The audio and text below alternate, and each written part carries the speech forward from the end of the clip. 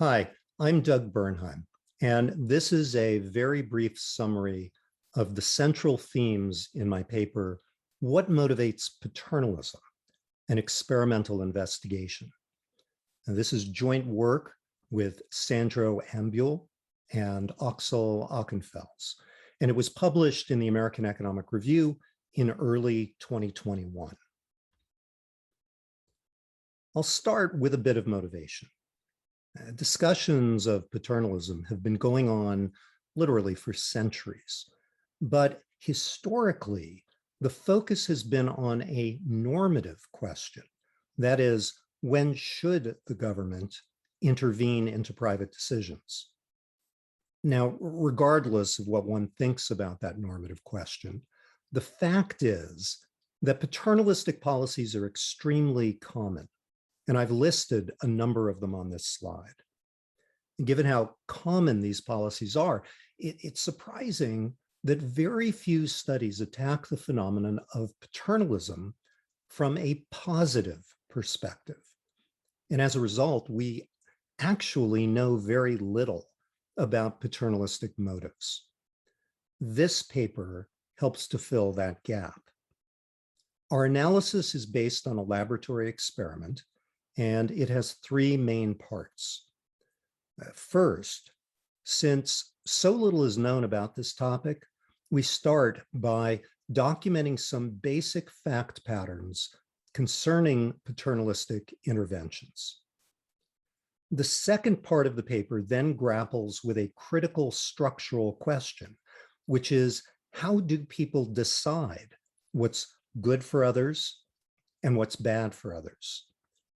And then, since this analysis is based on a laboratory experiment, we provide evidence of external validity. Now, the next couple of slides summarize the critical elements of our experimental design. Subjects in our experiment play one of two roles. Some are what we call choosers. They select actions for themselves from choice sets. The choices all involve trading off money now for money later.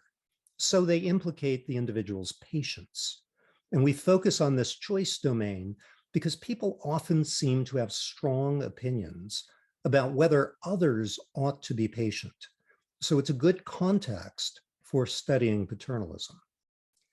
The other subjects play the role of what we call choice architects. Every choice architect is paired with one anonymous chooser, and they decide which options will be available to the chooser. For the sake of clarity as I go forward, I'm going to use the pronoun she for the choice architects and he for the choosers. The tasks that the choice architect performs look like the one depicted at the bottom of this slide. It asks the choice architect to determine which of three options will be available to the chooser. Now, for the first option, all payments come in the future. And for the last option, most of the payments are immediate. And the middle one is a compromise between the two.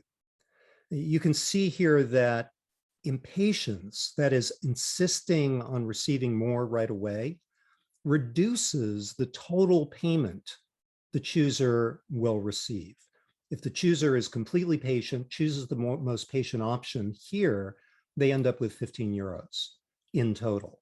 If they choose the least patient option, they receive only six euros in total. Now, for each of these options, the choice architect either clicks a box to make it available or clicks a box to make it unavailable. And they have to make at least one option available. We carefully design the experiment to remove certain potential motives for interventions that we consider spurious for the purposes of our study. First, we make sure that interventions don't merely reflect a desire to give advice. That could be the case if there were no other way to give advice.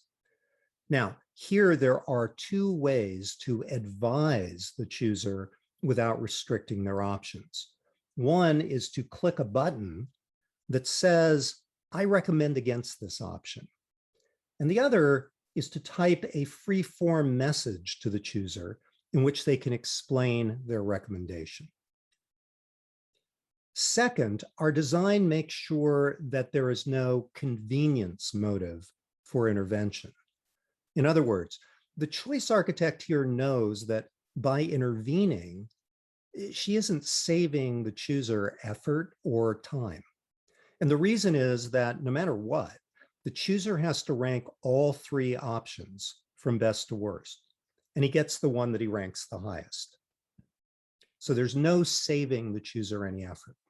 And finally, we design the experiment so that there's no selfish motive for intervention, because the choices that the choice architect makes and that the chooser can make have no direct consequences for the choice architect. Interventions can only reflect the choice architect's concern for the chooser. Now, this slide provides a few supplementary details. There are 14 rounds of paternalistic choices, of which there are a few variants, as well as other elicitations. And I'll describe those details as they come up. Following standard procedure, we use the strategy method. In other words, we have the choice architects make many choices, but we implement only one of them, which we select at random. Therefore, the choice architect knows that every choice might be consequential. Our main experiment involves 303 subjects in the role of choice architect, and we recruited them at the University of Cologne in Germany. Now let's turn to the results. And I'll begin with some basic factual questions about interventions. Our first question is simply whether people intervene, and if so, in what way? Well, in our experiment, we definitely find that people intervene with reasonably high frequency. The horizontal axis of this figure distinguishes between the most patient option, the second most patient option, and the least patient option that's available on each menu that the choice architect can consider. And the vertical axis shows the fraction of decisions for which the choice architect either takes that option off the menu so the chooser can't select it, or recommends against the option. The solid line shows the frequency with which choice architects withheld each type of option. And the dashed line shows the frequency with which they either withheld or recommended against the option. And you can see here that choice architects removed the least patient option from the menu more than 30% of the time. And they either removed that option or recommended against it nearly 60% of the time. In contrast, they removed the middle option about 10% of the time. And for the most patient option, that number is down around 5%. So the answer is yes, choice architects do impose restrictions with reasonably high frequency, and they typically do so by requiring at least a degree of patience. They appear to be worried that the choosers are too impatient. Our second question is whether these interventions are paternalistic, in the sense that choice architects intend to benefit the chooser, at least as they see it. And here I need to mention an additional design feature, which is that we ask choice architects whether the restrictions they choose make the chooser better off. And since they may be inclined to give self-justifying answers, we also ask them to evaluate the benefits of exogenously specified restrictions. And as we explain in the paper, we have both incentivized and non-incentivized versions of this question. So overall, around 65% of those who impose restrictions said they made the chooser better off, while only 26% said the choosers were worse off. Subjects who imposed restrictions were significantly less likely to say that exogenous restrictions were harmful, and they were significantly more likely to say they were helpful. And we reach similar conclusions using incentivized versions of these questions. So generally, yes, these interventions are paternalistic in the sense that choice architects think they are helping the choosers. Our third question is whether people intervene to correct perceived present bias. This is the reason for paternalism regarding intertemporal choices that's most commonly envisioned by behavioral economists. The idea being that people supposedly put too much weight on immediate gratification. Now, to determine whether this consideration is behind the observed interventions, we include menus in which we add what's called front-end delay to every option. And specifically, instead of receiving payments either today or in 6 months, the chooser receives the same payments either in 1 week or in 6 months plus 1 week. We just push everything into the future by 1 week, both the early payment and the late payment. Now, why do we do that? Well, once we add this front delay of 1 week to all of the options, none of them have immediate consequences. And that means the chooser should no longer be susceptible to standard formulations of present bias. Immediate gratification can no longer be achieved here. So if present bias motivates the intervention, as many behavioral economists assume, then the frequency of intervention should plummet once we add front-end delay. And as you can see from the figure, that does not happen. In fact, the frequency of intervention is a little higher with front-end delay than without it, not lower as predicted. Now, to a conventional behavioral economist, that finding is a bit of a puzzle, but I'm going to offer an explanation shortly. Our fourth question is whether interventions depend on knowledge about the chooser's inclinations and evaluations. Well, what's the alternative? Well, the choice architect might simply impose their own judgments without regard to what the choosers think. Here, I also need to mention an additional design feature. For some of the menus, we provided the choice architect with some information about the chooser, specifically whether the chooser describes themselves as generally patient or generally impatient, and whether the chooser describes themselves as happy or unhappy with his general level of patience. Now, first look at the figure on the left, which is for impatient choosers, and focus on the least patient option. You can see that a choice architect is less likely to remove the least patient option if the chooser says he's happy with his impatience than if he says he's unhappy with his impatience. This is for impatient choosers. And now let's look at the figure on the right, which is for patient choosers. The result is exactly the other way around. The choice architect is less likely to remove the least patient option if the chooser says he's unhappy with his patience than if he says he's happy with his patience. So even though choice architects intervene, this evidence is showing that they still want to defer to choosers to some degree, particularly if the chooser says they're generally happy with the types of choices they make. All right, now we turn to the second part of the analysis, which investigates how people decide what's good for others and what's bad for others. Where do we start here?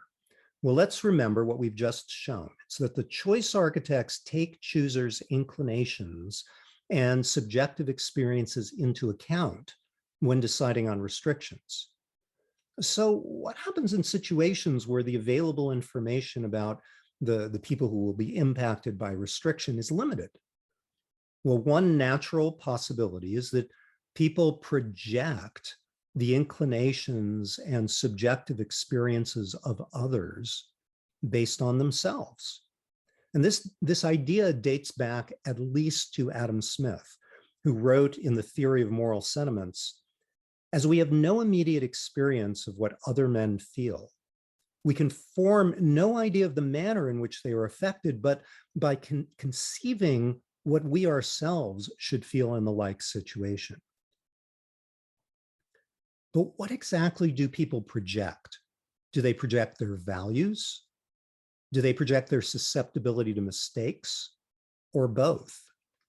Thinking along these lines leads us to define three flavors of paternalism. A mistakes projective paternalist assumes others tend to share her susceptibility to error and tries to help others avoid the choices that she herself would like to reject, but often doesn't. An ideals projective paternalist assumes that her own preferences are relevant for others, either because she thinks they share her values or because she thinks hers are more valid. And then we have what we call a conventional behavioral welfarist, who has accurate beliefs about others that are unrelated to her own preferences. That brings us to our fifth question, which is, are people mistakes projective, ideals projective, or neither? To answer this question, the paper introduces a formal model of paternalism.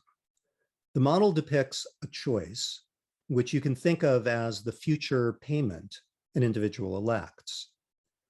Consistent with the evidence I've presented, we assume that people think that mistakes are generally associated with too little patience rather than too much. We also introduce the idea of a surrogate choice, which involves one person making a choice for another rather than imposing restrictions on another. Now, under some mild technical assumptions, we then prove the following proposition in this formal setting. Through the mistakes projective mechanism, the optimal mandate and optimal surrogate choice are decreasing in the choice architect's own selection. And for the ideals projective mechanism, the optimal mandate and optimal surrogate choice are increasing in the choice architect's own selection. And for the conventional behavioral welfarist, there's no relation. The intuition for this proposition goes as follows. Suppose a choice architect acts very patiently. Then that choice architect probably has a very patient ideal and isn't very susceptible to mistakes. Let's say she's mistakes projective. Then she'll assume that others are not very susceptible to mistakes either, in which case she'll infer that impatient choices must reflect impatient ideals. But in that case, she won't want to restrict the impatient choices because they don't result from mistakes. Now let's say that she's ideals projective. Well, then she'll assume, upon observing somebody choosing impatiently, that since others share her ideals, those impatient choices must reflect mistakes. But in that case, she'll want to restrict the impatient choices. To test between these mechanisms based on this proposition, we need to draw on a couple of additional design elements of the experiment. First, we elicit the choice architect's own time preferences. Now, here we have to be very careful to do this in a way that removes the risk of artificial cross-contamination between the choices they make for themselves and the choices they make for others, for example, through anchoring. And the paper describes those design details. Second, we also elicit surrogate choices. The main results for paternalistic choices are shown in the figure at the bottom of the slide. The horizontal axis measures the choice architect's level of patience further to the right indicates greater patience. The vertical axis measures the largest amount the choice architect permits the chooser to take immediately. So a lower value on the vertical axis implies that the choice architect's mandate is more restrictive. The pattern is clear. More patient choice architects impose more restrictive mandates. And this finding implies that choice architects are ideals projective rather than mistakes projective. By the way, this finding may explain the otherwise puzzling result about front-end delay. When we add front-end delay to a choice problem, the choice architect tends to act more patiently.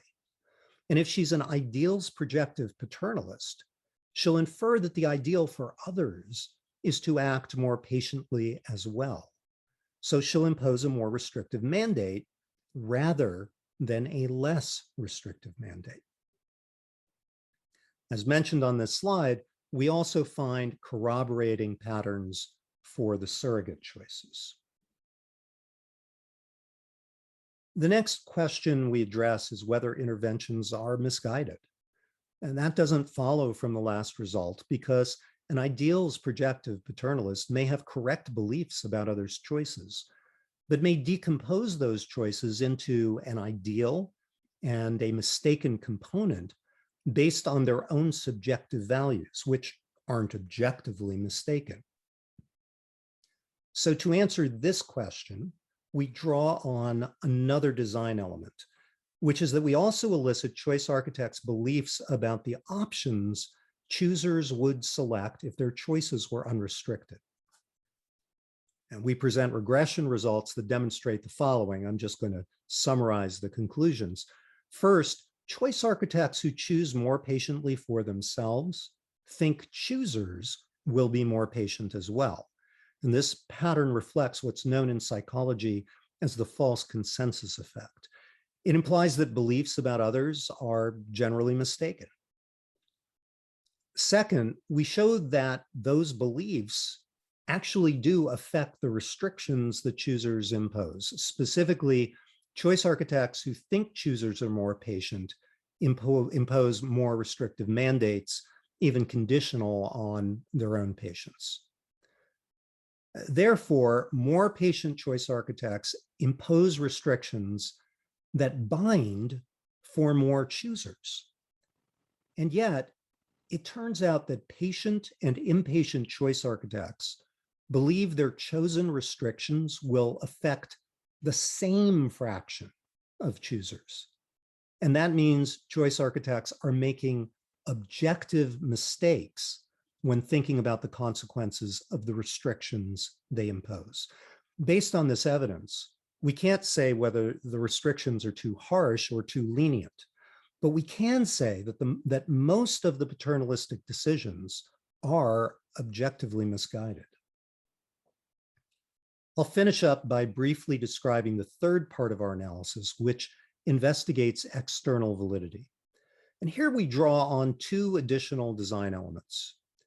First, each subject expressed support for or opposition to 4 real-world paternalistic policies for a neighboring country, in particular Switzerland. These are taxes on sugary drinks, alcohol, and tobacco, as well as restrictions on short-term high-interest loans. Now, it's important that the questions pertained to restrictions in a neighboring country rather than in the subject's own country, because we didn't want them factoring in any impact of the restrictions on themselves. Second, subjects also indicated the extent to which they themselves consumed or used these products. Now, in terms of external validity, we find that support for restrictions is in all cases correlated with the imposition of more restrictive mandates in the experiment. And that's very reassuring. Furthermore, support for each policy exhibits the characteristic correlation of ideals projective paternalism. That is, greater use is associated with lower support for restrictions on others.